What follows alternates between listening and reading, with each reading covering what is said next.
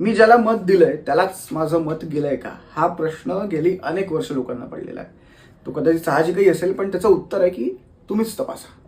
हो, तुम्हीच तपासा. कसं तर पोलिंग स्टेशनला, म्हणजे आपण मतदान केंद्रावरती जेव्हा जातो तर तिकडे पोलिंग बूथ असतो आणि त्या पोलिंग बूथवरती 2 मशीन्स असतात, ईव्हीएम आणि व्हीव्हीपॅट. आता ईव्हीएम मशीनवरती जे आपले उमेदवार असतात त्यांचा सिरियल नंबर असतो, त्यांची नावं असतात आणि त्यांचं चिन्ह सुद्धा असतं. आपण याच ईव्हीएम मशीनचं बटन दाबून आपल्या आवडत्या उमेदवाराला मतदान करतो.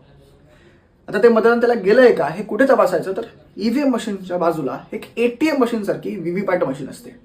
आपण जसं इथे बटन प्रेस करतो ते काही सेकंदानंतर व्हीव्हीपॅट मशीनमधून एक स्लिप बाहेर येते आणि त्या स्लिपवरती आपण ज्याला मत दिलंय त्याचे डिटेल्स असतात.